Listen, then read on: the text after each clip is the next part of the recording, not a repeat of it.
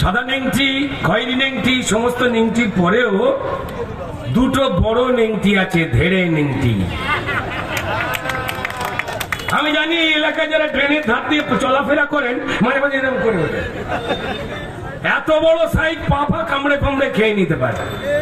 সাদা নেংটি, খয়েরি নেংটি, সমস্ত নেংটির পরেও দুটো বড় নেংটি আছে, ধেড়ে নেংটি। আমি জানি এই এলাকায় যারা ট্রেনের ধার দিয়ে চলাফেরা করেন মাঝে মাঝে এরকম করে ওঠে, এত বড় সাইজ পা পা কামড়ে কামড়ে খেয়ে নিতে পারে। এই দুটো বড় নেংটি ইঁদুর রয়েছে, সেই নেংটিরা নিজেরাও সাবধানে। পশ্চিমবঙ্গের মানুষ যেভাবে বঞ্চিত হয়ে রয়েছেন, পশ্চিমবঙ্গের মানুষ যেভাবে কষ্টের মধ্যে দিয়ে রয়েছে, কোন একটা অন্যায় হয়ে গেলে থানায় কমপ্লেন করতে যেতে পারে না। থানার অধিকাংশ পুলিশ অফিসারকে বলা রয়েছে যে আপনি ঘোরাবেন, আপনি ঘুরিয়ে যাবেন, যতক্ষণ না পর্যন্ত তারা এসে আমাদের নৈবেদ্য দিয়ে যাচ্ছে, 2-4-5 টাকা করে দিয়ে যাচ্ছে, ততক্ষণ আপনি ঘুরিয়ে যাবেন। আমি আমার পুলিশদের সম্পর্কে শুধু একটাই কথা বলছি যে ভুল ভাববেন না। পুলিশদেরকে নিয়ে আমি জানি আপনাদের প্রত্যেকের মধ্যে মান অভিমান কষ্ট আছে, কিন্তু বিশ্বাস করুন তারা চাকরি করে। পশ্চিমবঙ্গে রাজ্য সরকারের বাজেট নেই, দিয়ে দেবার পয়সা নেই, চাকরি দেবার পয়সা নেই, তাই মিথ্যে কথাগুলো বলে বেড়াচ্ছে। গরিব বাড়ি থেকে যে ছেলে মেয়েগুলো ভেবেছিল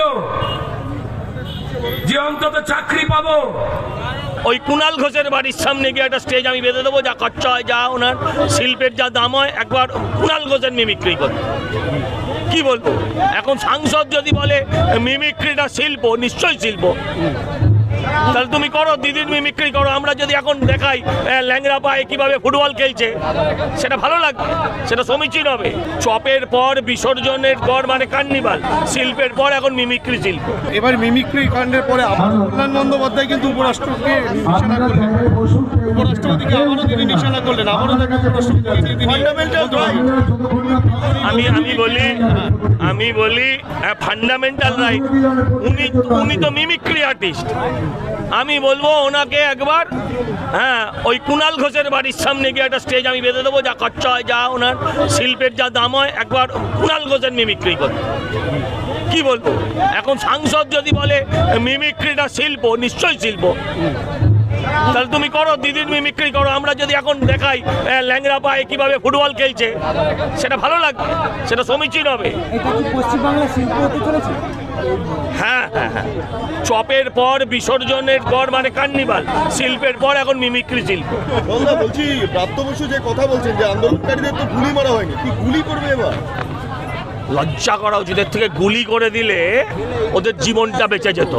আপনি ভাবুন, আপনার বয়স চলে গেছে, চাকরির দাবিতে আপনি 10 বছর রাস্তায় পড়ে আছেন, আপনার বুকে গুলি মেরে দিলে আপনি 10 বছর আগে মুক্তি পেয়ে যেতেন। আপনার মা অসুস্থ, আপনার স্ত্রী অসুস্থ, আপনার ওষুধ কেনার পয়সা নেই, ছেলেকে পড়ানোর পয়সা নেই, আপনি দেখছেন। তার থেকে মনে হয় না আত্মহত্যা করে নিলে ভালো হতো? তার থেকে সরকার গুলি করে দিলে এরা অন্তত জীবন থেকে মুক্তি পেত। এসব নির্লজ্জ, অসভ্য, বেহায়া। আজকের দিনকে সুশাসন দিবস হিসেবে আপনারা প্রতিষ্ঠা করছেন গোটা দেশ জুড়ে, কিন্তু বাংলায় সুশাসন নেই, আপনারা অভিযোগ করছেন। আনবো, সুশাসন আনবো, আসবে। আমরা অভিযোগ করছি, আপনার মনে হচ্ছে না? আমরা অভিযোগ করছি, আপনার মনে হচ্ছে না যে বাংলায় সুশাসন বলে কিছু নেই? অপশাসন চলছে, দুর্নীতি চলছে। সাদা নেংটি, খয়েরি নেংটি, সমস্ত নেংটির পরেও দুটো বড় নেংটি আছে, ধেড়ে নেংটি। আমি জানি এই এলাকায় যারা ট্রেনের ধার দিয়ে চলাফেরা করেন মাঝে মাঝে এরকম করে ওঠে, এত বড় সাইজ পা পা কামড়ে কামড়ে খেয়ে নিতে পারে। সাদা নেংটি, খয়েরি নেংটি, সমস্ত নেংটির পরেও দুটো বড় নেংটি আছে, ধেড়ে নেংটি। আমি জানি এই এলাকায় যারা ট্রেনের ধার দিয়ে চলাফেরা করেন মাঝে মাঝে এরকম করে ওঠে, এত বড় সাইজ পা পা কামড়ে কামড়ে খেয়ে নিতে পারে। এই দুটো বড় নেংটি ইঁদুর রয়েছে, সেই নেংটিরা নিজেরাও সাবধানে। পশ্চিমবঙ্গের মানুষ যেভাবে বঞ্চিত হয়ে রয়েছেন পশ্চিমবঙ্গের মানুষ, যেভাবে কষ্টের মধ্যে দিয়ে রয়েছে, কোন একটা অন্যায় হয়ে গেলে থানায় কমপ্লেন করতে যেতে পারে না। থানার অধিকাংশ পুলিশ অফিসারকে বলা রয়েছে যে আপনি ঘোরাবেন, আপনি ঘুরিয়ে যাবেন, যতক্ষণ না পর্যন্ত তারা এসে আমাদের নৈবেদ্য দিয়ে যাচ্ছে, 2, 4, 5 টাকা করে দিয়ে যাচ্ছে, ততক্ষণ আপনি ঘুরিয়ে যাবেন। আমি আমার পুলিশদের সম্পর্কে শুধু একটাই কথা বলছি যে ভুল ভাববেন না। পুলিশদেরকে নিয়ে আমি জানি আপনাদের প্রত্যেকের মধ্যে মান অভিমান কষ্ট আছে, কিন্তু বিশ্বাস করুন তারা চাকরি করে। পশ্চিমবঙ্গের রাজ্য সরকারের বাজেট নেই, দিয়ে দেবার পয়সা নেই, চাকরি দেবার পয়সা নেই, তাই মিথ্যে কথাগুলো বলে বেড়াচ্ছে। গরিব বাড়ি থেকে যে ছেলে মেয়েগুলো ভেবেছিল যে অন্তত চাকরি পাবো, ওই কুণাল ঘোষের বাড়ির সামনে গিয়ে একটা স্টেজ আমি বেঁধে দেবো, যা খরচা হয়, যা ওনার শিল্পের যা দাম হয়, একবার কুণাল ঘোষের মিমিক্রি করবে। কি বলবো, এখন সাংসদ যদি বলে মিমিক্রিটা শিল্প, নিশ্চয়ই শিল্প, তাহলে তুমি করো, দিদির মিমিক্রি করো। আমরা যদি এখন দেখাই ল্যাংড়া পায়ে কিভাবে ফুটবল খেলছে, সেটা ভালো লাগবে, সেটা সমীচীন হবে। চপের পর, বিসর্জনের পর মানে কার্নিভাল, শিল্পের পর এখন মিমিক্রি শিল্প। এবার মিমিক্রি কাণ্ডের পরে আবার কল্যাণ বন্দ্যোপাধ্যায় কিন্তু উপরাষ্ট্রপতিকে নিশানা করলেন। উপরাষ্ট্রপতিকে আবারও তিনি নিশানা করলেন, আবারও তাকে উপরাষ্ট্রপতিকে নিয়ে তিনি আমি বলি ফান্ডামেন্টাল রাইট। উনি তো মিমিক্রি আর্টিস্ট। আমি বলবো ওনাকে একবার ওই কুণাল ঘোষের বাড়ির সামনে গিয়ে একটা স্টেজ আমি বেঁধে দেবো, যা খরচা হয়, যা ওনার শিল্পের যা দাম হয়, একবার কুণাল ঘোষের মিমিক্রি করবে। কি বলবো, এখন সাংসদ যদি বলে মিমিক্রিটা শিল্প, নিশ্চয়ই শিল্প, তাহলে তুমি করো, দিদির মিমিক্রি করো। আমরা যদি এখন দেখাই ল্যাংড়া পায়ে কিভাবে ফুটবল খেলছে, সেটা ভালো লাগবে, সেটা সমীচীন হবে।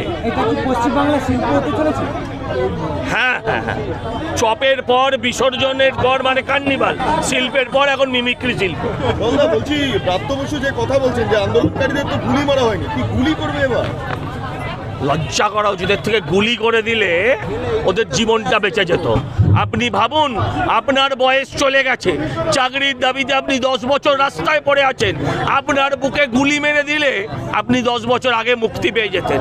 আপনার মা অসুস্থ, আপনার স্ত্রী অসুস্থ, আপনার ওষুধ কেনার পয়সা নেই, ছেলেকে পড়ানোর পয়সা নেই, আপনি দেখছেন। তার থেকে মনে হয় না আত্মহত্যা করে নিলে ভালো হতো? তার থেকে সরকার গুলি করে দিলে এরা অন্তত জীবন থেকে মুক্তি পেত। এসব নির্লজ্জ, অসভ্য, বেহায়া।